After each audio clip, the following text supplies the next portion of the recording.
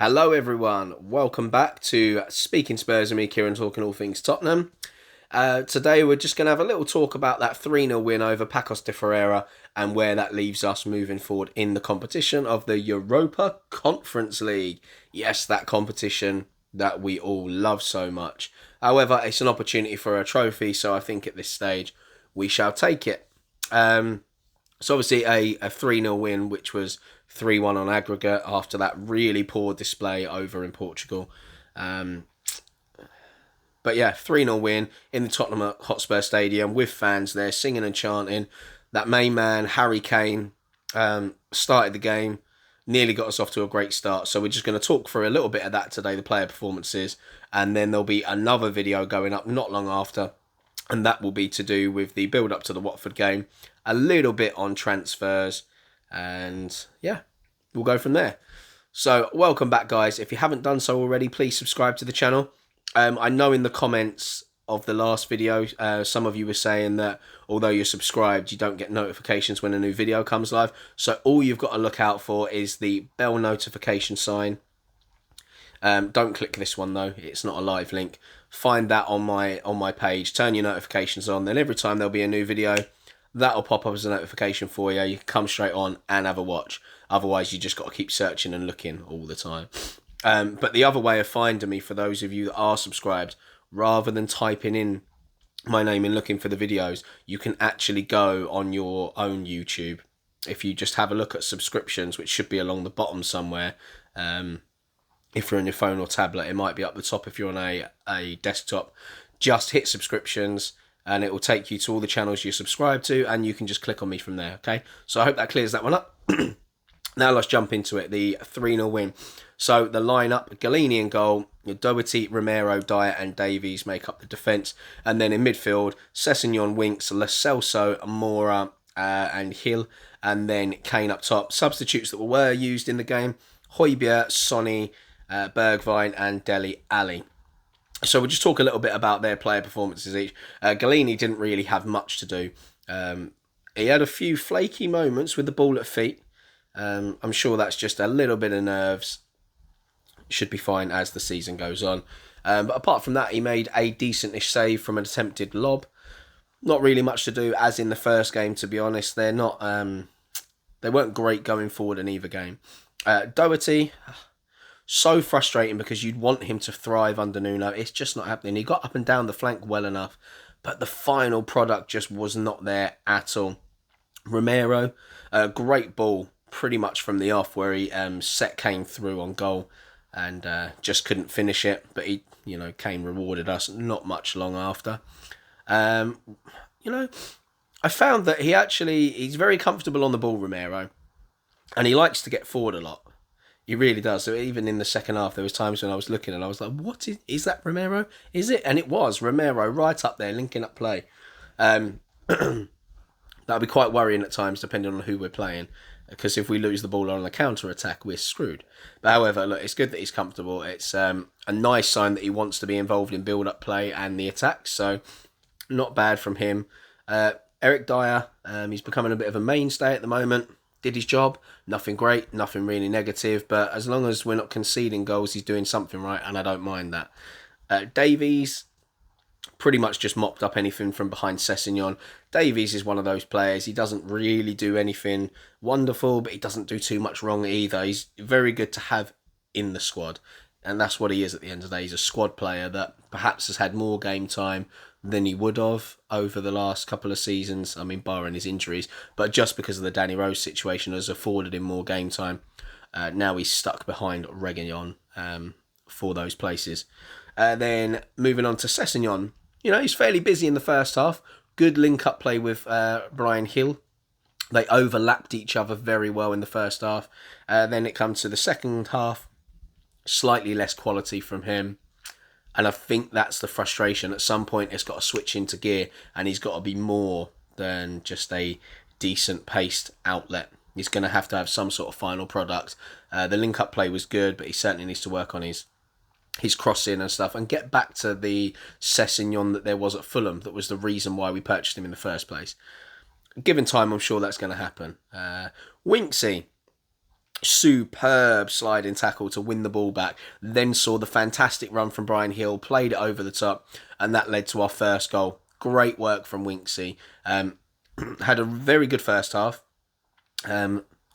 Very much working hard, being that kind of quarterback role. I mean, in the second half, you'd almost say it was a poor second half from him, but it wasn't. I think it was more the fact that we just controlled the game in the second half, so there wasn't as much need for Winksy to do his thing. The rest of the team was doing it for him. So don't worry too much about his second half performance. He did well enough in the first half. It's a good sign to see, especially as he was one of the ones that wasn't great last week in Portugal.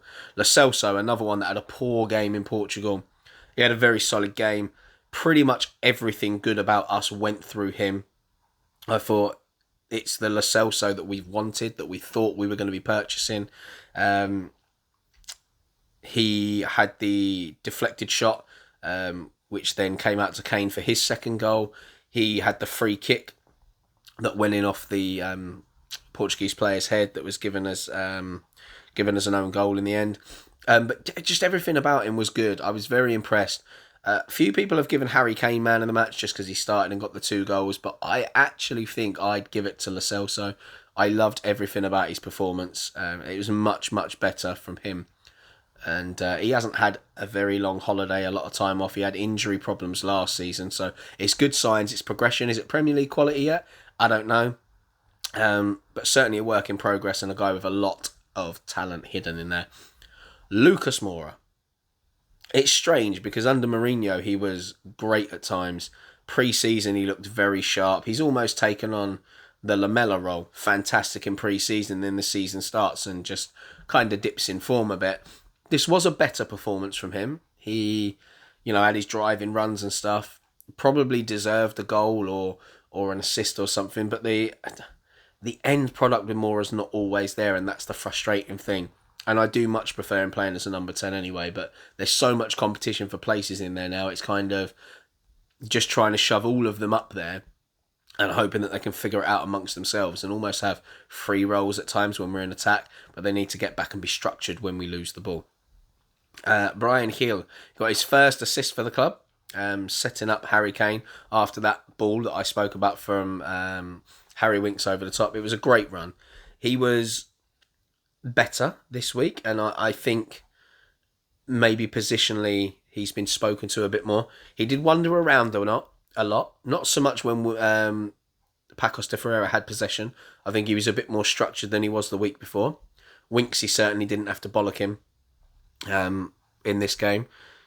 He looked like when we had the ball, he was given more of a free role to express himself. I think he's the sort of player, if you restrict him to one position, it's not going to happen. A bit like Andre Villas-Boas. I mean, Bale's best season for us was when AVB basically gave him a free role in midfield and said, look, when we got the ball, go where you want, feel free to move about, express yourself.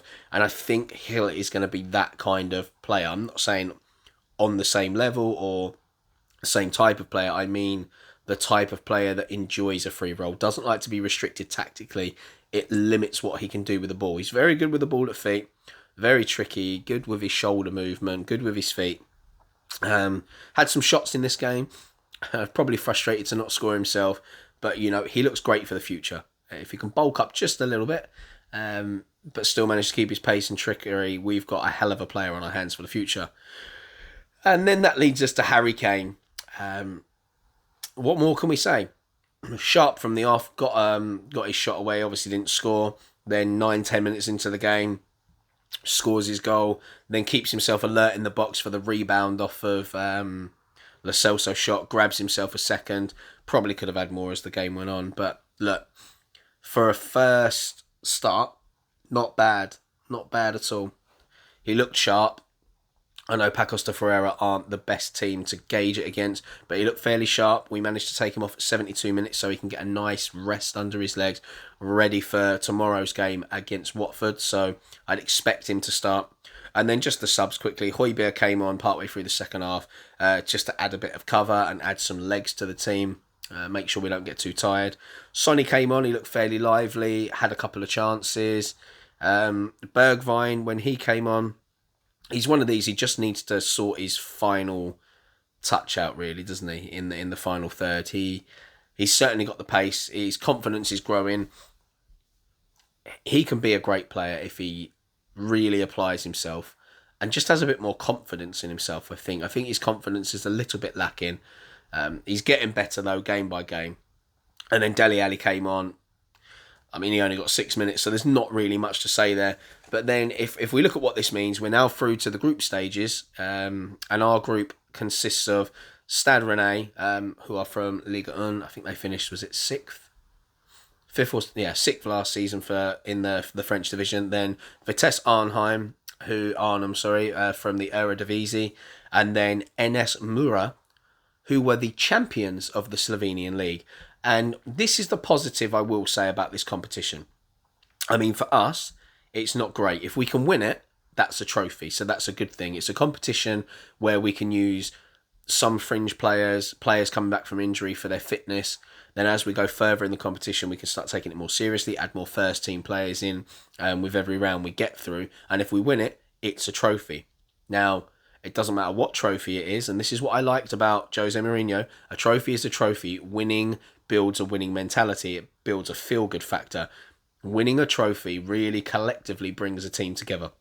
Now, this competition, outside of that, the one good thing about it is that it gives teams like NS Mura a chance to play European football. So there are certain leagues that aren't as established or as good, shall we say, as some of the other leagues around. So there are teams in leagues where they don't get as many representatives in Europe. Certainly we do, Germany does, France, Italy. You know, they get a big amount of teams in the Champions League, then they get their 2 teams in the Europa League. There are some that get no teams in the Champions League and might get 1 or 2 in the Europa League. Now, these were champions in the Slovenian League last season. This is a chance for them to showcase what they've got. And just because they come from the Slovenian League doesn't mean they're a bad team. There is a chance they're a decent team that dominate their league time up. I mean, I don't know enough about the Slovenian League, but there's probably teams over there, like every league, that dominate it every year. They might be good enough to compete on the European front, just haven't had the opportunities to do so. So it'll be an interesting one to see what happens when we come up against them. But they've obviously had to qualify themselves, so they've beat people to get where they are.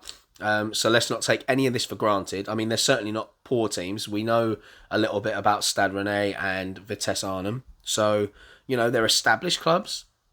It's still not going to be easy, but I would expect us to finish top of that group. I'd say comfortably, but I don't want to be arrogant.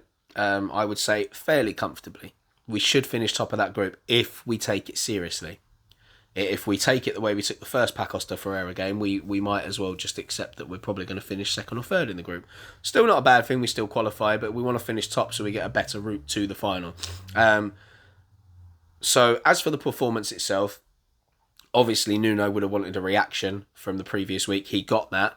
He was sensible in the fact that he used more first team players. He certainly took a very strong bench. I mean, part of it, I don't think he had too much of a choice. Cameron Carter-Vickers obviously picked up an injury in the Pacos de Ferreira game, so he would have had his hands forced there. But still, it was better. It was taken more seriously. We got the victory. The team played a lot better with the ball. We played quicker. I think we're adapting to the way Nuno wants us to play better, so that's a good sign. Players looked happier on the pitch. There was more expression. And yeah, it was just positive to see. So we've got the 2 wins in the Premier League now. We know we're through to the next stage of this competition. Hopefully we'll get a win over Watford, and there will be a video coming out after talking about that. So I'll look out for that one. They're both coming out today. So thanks for sticking around for that shorter video. So keep an eye out for the next one. Thank you for watching. Don't forget to subscribe and turn on those bell notifications just so you get notified in the next videos. Always remember to comment underneath and I'll get back to you if it's a comment that needs replying to. So stay safe, guys. And as always, come on you Spurs.